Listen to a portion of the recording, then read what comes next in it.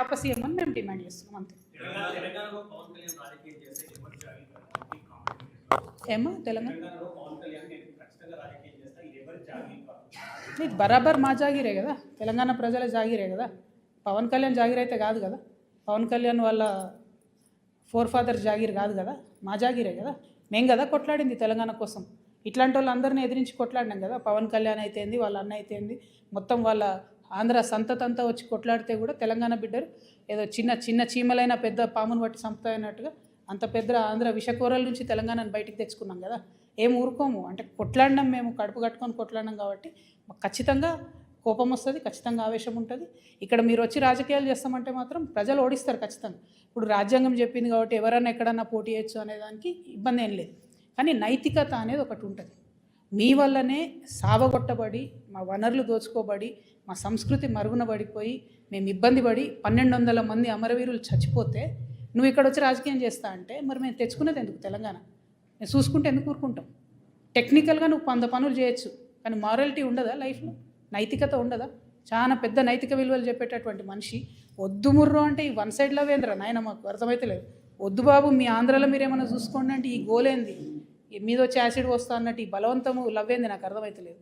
అక్కడ కట్టుకోండి కదా క్యాపిటల్, ఆడ పడవలు వేసుకొని పోయే పరిస్థితి ఉంది, ఆడ కట్టుకోండి. అక్కడ ప్రజలను బాగా చూసుకోండి, అక్కడ ప్రజలకు హెల్ప్ చేయండి, అక్కడ పేద ప్రజలకు పనులు చేయండి. అవన్నీ ఇట్సబెట్టి వచ్చి మా మీద పడి ఎందుకు? ఇక్కడ లేరా మా నాయకులు? మస్తు మంది ఉన్నారు కదా. మేమే ఎవరెవరం గెలుస్తాం, మేమే ఎవరెవరం చేసుకుంటాం. మా వాళ్ళు చేయగలిగినంత మేము చేసుకుంటాం, మేము బాగుపడతాం. Thank you.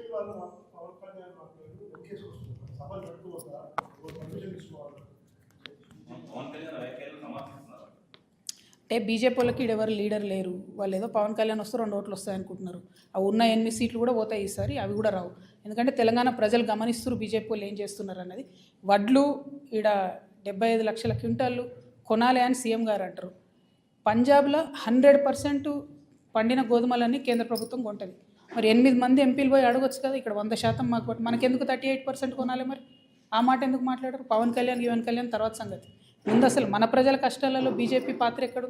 బీజేపీ ఏం మాట్లాడుతుంది? డెఫినెట్గా బీజేపీని తెలంగాణ ప్రజలు రానున్న రోజుల్లో ఎలక్షన్లో ఖచ్చితంగా బుద్ధి చెప్తారు.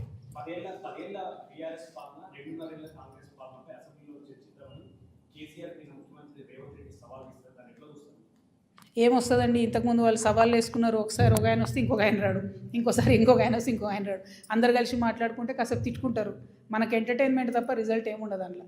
పాయింట్ ఏంది అని అంటే, ఆనాడు తెలంగాణ ప్రభుత్వ భూమిని, గల్ఫ్ ఆయిల్ లాంటి భూమిని బీఆర్ఎస్ హయాంలోనే, అది 10,000 కోట్ల ప్రాపర్టీ అండి, ఫీనిక్స్ అనే సంస్థకి దారాదత్తం చేయడానికి దారులు తెలిసిండ్రు. ఆనాడు ఇదే ముఖ్యమంత్రి గారు మాట్లాడినరు, ఎట్లు ఇస్తారు అట్లా ఎట్లు ఇస్తారని. ఇవాళ ఆయన్నే ఇంకొంచెం మంచిగా మార్గం సుగమం చేసి ఆనాడు 50 ఎకరాలు రిజిస్ట్రేషన్ అయితే ఇంక ఇవాళ 100-150 ఎకరాలు మిగతా ఉంది, దాంట్లో ఇంకో 200 ఎకరాలు లేదు, అది మొత్తం ఈయన ఇవ్వడానికి ఈయన దారులు తెరిచింది. మేము మాత్రం 1 ఇంచు తెలంగాణ జాగా కూడా పోనీయము. ప్రభుత్వ భూమిని రక్షించేటటువంటి బాధ్యత తెలంగాణ రక్షణ సేన తీసుకుంటాం. ఎట్లా అయితే మేము పోయి అక్కడ గట్టిగా పాలమూరు రంగారెడ్డి ఏమైందంటే ముఖ్యమంత్రి గారు పోయి 2 రోజులు అక్కడ కూర్చొని మాట్లాడి చర్చించి రావాల్సి వచ్చిందో, కానీ అట్లనే రేపటి నాడు భూములు కూడా ఖచ్చితంగా అదేవిధంగా కాపాడుకుంటాం. నేను చెప్తున్నది, will go to any length. కోర్టుకైనా పోతాం, భూ పోరాటమైనా చేస్తాం, ప్రాణమైనా అడ్డేస్తాం. కానీ ఎందుకంటే ఫ్యూచర్ జనరేషన్కి ఉండాలి కదా భూమి. ఏముంది సంపద మన దగ్గర? ఉన్న భూమి అంతా అమ్ముకుంటే 1,00,000 కోట్ల భూమి ప్రైవేట్ వాళ్ళ చేతులకు పోతే ఫ్యూచర్ ఎట్లా? మనకు తెలంగాణకు ఆస్తులు ఎట్లా, వనరులు ఎట్లా? డెఫినెట్గా వాటి కోసం ఫైట్ చేస్తాం. గోదావరి వాటర్ కోసం కూడా ఫైట్ చేస్తాం. Thank you.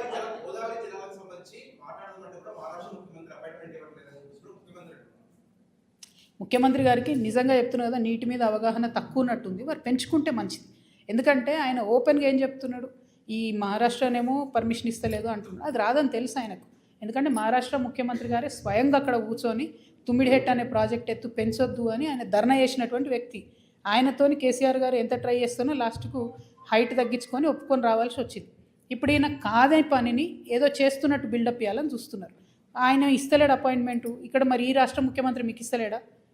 ఏపీ ముఖ్యమంత్రి మీకు ఇయ్యడా? మీ గురువు గారే కదా. ఆయన దగ్గర పోయి మాట్లాడుకొని మాకు 200 టీఎంసీలు అదనంగా ఇచ్చినాకనే మీరు 200 టీఎంసీ బనకచర్ల కట్టుకోవాలని అడగాలి కదా. జరిగే పనేమో చేయరు, కాని పనేమో చేస్తున్నట్టు బిల్డప్ ఇస్తారు. బేసికలీ అందుకే అంటున్నా, ఈ ఆఖరి బారే కాంగ్రెస్ సర్కార్, కాంగ్రెస్ పార్టీని మంచిగా 20 ఏళ్ళ దాకా బొందబెట్టడానికి వచ్చారు రేవంత్ రెడ్డి గారు. Thank you. జై తెలంగాణ.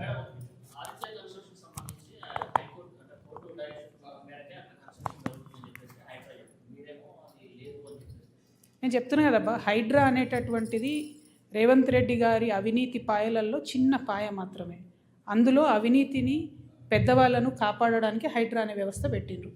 ఈ సంవత్సరం 7,000 ఫైర్ యాక్సిడెంట్లు అయితే నిన్న వచ్చిపోయిందండి హైడ్రా.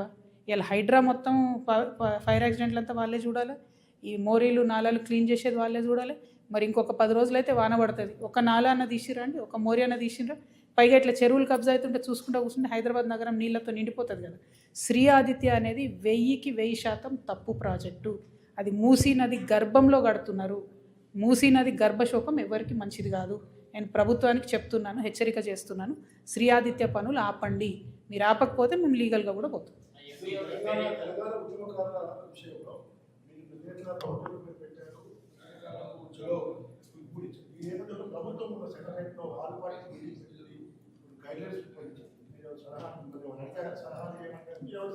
మమ్మల్ని ఏం అడగలేదు. ఉద్యమకారుల పక్షాన మేము డిమాండ్ సార్ తెలియదు మరి ఎందుకు చేయలేదో. మేమైతే రిజిస్టర్డ్ పార్టీయే, ఎందుకు ఇన్వైట్ చేయలేదు అనేది ఇక వాళ్ళ విఘ్నతకు వదిలేస్తున్నా. అది పెద్ద అంశం కాదు. విషయం ఏంది అని అంటే మమ్మల్ని పిలవలేదు, సిపిఐ జేఏసీలో ఉన్న సిపిఐని పిలవలేదు, న్యూ డెమోక్రసీని పిలవలేదు. అంటే తెలంగాణ వాదుల పక్షాన మాట్లాడే వాళ్ళని పిలవకుండా వైఎస్ఆర్సీపీని, టీడీపీని, ఏదేదో పార్టీలను పిలుచుకున్నారు. సో వాళ్ళ విఘ్నతకు వదిలేస్తున్నారు, అది పక్కన పెట్టండి. విషయం ఏంది ఇక్కడ అని అంటే ఉద్యమకారులకు ఖచ్చితంగా భూమి ఇవ్వాల్సిందే. భూమి ఇవ్వకుంటే ఊరుకోము. నాదర్గుల్లో ఏదైతే 300 ఎకరాల 200 ఎకరాల ల్యాండ్ కబ్జా అయిపోతుందో ప్రైవేట్ వాళ్ళకు, వీళ్ళు వినలేదనుకోండి ఇలా ఉప్పల్ బగాయత్తుకోతాం. రేపు ఈ ప్రభుత్వ భూములు ఏవైతే పెద్దవాళ్ళకు పంచుతున్నారో ఆ భూములు ఉద్యమకారుల కోసం ఆక్రమించుకోవడం జరుగుతుంది. Thank you. జై తెలంగాణ.